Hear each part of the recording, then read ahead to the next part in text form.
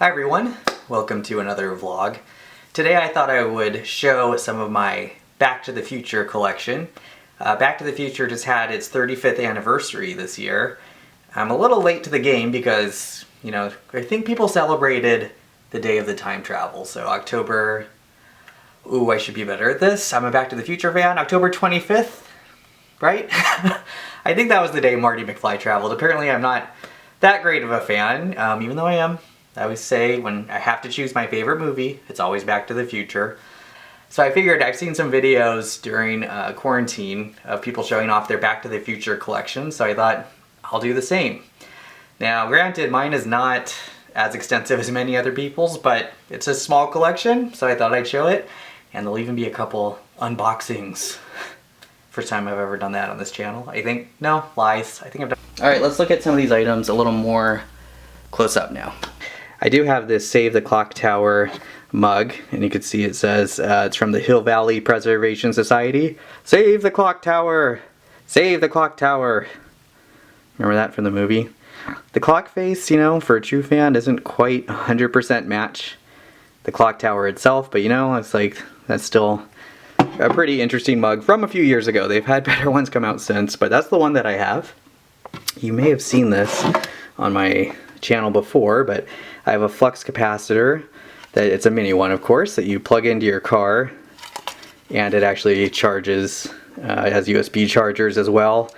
Now, just as a warning, you do have to be careful with the flux capacitor. Like, I'm very careful with this. If I drive 88 miles an hour and the time circuits are on, you might accidentally time travel, and that's the whole reason, Marty got into the dilemma he did in the first movie, so be careful with this. Be responsible if you have one of these. And then I also have this Funkoverse strategy game that goes in the larger, Funko started releasing these games that go, you could actually put the boards together with a bunch of different movies and themes, but of course I had to get the Back to the Future one, which has the town square and I think Lou's Cafe. We're going to open it and find out, but it also includes a Marty figure, Funko figure, and a Doc Brown. So I have the, of course, Blu-ray, which I haven't watched yet, don't tell anyone. Not the Blu-ray.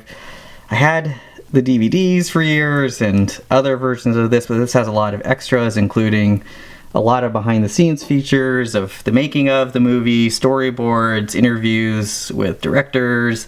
They have, of course, the Back to the Future ride footage from Universal Studios from that ride that became the Simpsons ride.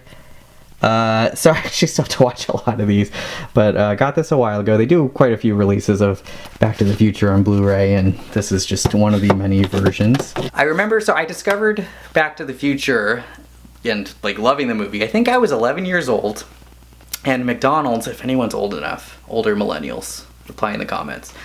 If you remember this, McDonald's had a promotion where they were, I think for $5, giving away VHS tapes of 3 movies, and one of them was Back to the Future, which is what I chose. I should have saved that VHS, especially for the story, had I known. And completely fell in love with the movie at that age. So since then, it's had a special place in my heart. Like I said, probably my favorite movie. It's hard to choose a favorite movie, but it has to be this one, and the first one out of the 3. When he goes back to the 50s. But yeah, just loved the concept of the movie. As an 11-year-old, it was super exciting, and I didn't quite see any flaws with it at that age, even though, with the logic with it later, there's some questions, but they still hold up. But anyway, that's why I initially fell in love with the movie then. I've had many, DVD versions, and this is the latest Blu-ray version that I have. Like I said, I still have to watch a lot of these, making of and extras. You got the Power of Love music video. Lots going on there. And then in terms of the Funko characters, I also got this. Of course, you got to get the DeLorean. You have Marty McFly in there. He does come out of the DeLorean. Take him out, and you see this is the classic, when he first goes to the to see the time machine. Got the headphones on, wearing the same outfit he was when he time traveled in the first movie. Got the details down to the Nikes he was wearing. And then the actual time machine itself, the DeLorean. It's the Funko version. You got the out of time, oh, not focus. We'll focus that in a second. There we go. Out of time license plate. The DeLorean itself, which looks like from the first movie. There have been different, of course, additions to the DeLorean in the different movies, but there you go. And then I think it came with the Doc Brown also, or I got it on the side. I forget, but you have Doc Brown testing the DeLorean, that version, including with that remote control. All right, so this is the book I had mentioned earlier. It goes through a lot of behind the scenes of the various movies and the ride itself. So for any fan, this is actually a really great, like, you can get super in depth in the making of the movie, and it includes pull out sort of like, you know, almost props. Like this is the do not open until 1985 letter, which I'm not opening until 1985, so it's still closed. Then you got the various, like I said, just all three films, like storyboards, how they came up with concepts for the movies, you know, costumes, props. Got a Biff Buck there from part 2 when the clock tower became the casino. Spoiler alert for anyone who hasn't seen that, which should be nobody. Got a picture of George and Lorraine here that comes out. And this picture that was taken for the day of the dance in the first movie. So yeah, lots of interesting things. Like I said, there's just so much in this book. I just kind of quickly flipping through it. You got this telegram from Doc telling Marty not to pick him up in 1885, which, spoiler alert, he does. Yeah, you got Robert Zemeckis with the train and DeLorean. Oops, a couple things fell out of the back. I'll get those after, but yeah, it's a quick overview, but would highly recommend this book to any Back to the Future fan. You can see it's pretty heavy. If you get that reference, you're a true fan.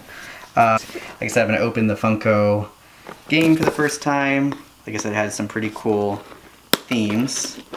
And then it came with the Funko figures, which is part of the allure of buying these. These games are actually pretty fun. Like I said, you can combine various movies. They have like Jurassic Park. They even had like Golden Girls. They have Batman. It goes all over the place. Oh, 2 more. Some help. Yeah, there we go. Last one. Oops. Just almost knocked the camera over. Alright, so comes with all these pieces. Ooh, it even comes with, look at that, little hoverboard for Marty to stand on. That's pretty cool. Do this. But anyway, yeah, you got Marty on the hoverboard. That's a pretty cool game piece. Look at that. Even the bottom is still detailed, so that's cool. We got Marty. But yeah, here's the Doc Brown figure again in his garb for testing out the DeLorean. Got the little stopwatch to check that too. So again, these figures, I'm putting it on a bed, so they don't need to stand up necessarily right now. He just stands. He doesn't come with anything extra special, but I just wanted to see what the game boards look like. Aha! Yeah, so it is, you got the, let's get this out of the way, Cafe 80s as one option, including the counters that they would sit in, and then the various, like those were the exercise bikes in the movie that people sat in while they ate at the restaurant. And then flip this around, it becomes Courthouse Square. You got the courthouse at a certain viewpoint here, the actual town square, the various shops here on the side. You can't, you have to have the manure. Again, first movie, spoiler alerts. So pretty cool, like it's an overhead view of Hill Valley. So, oh, okay, these are actually like the boards and the picture of Funko, Doc, and Marty. And yeah, some of the rules and stuff. So I feel like I've showed off the best things. All right, then I also had this Back to the Future card game. that the people I played it with, I don't know, it wasn't quite a hit, but nonetheless, I'll show what some of the cards look like. Well, sorry, burped.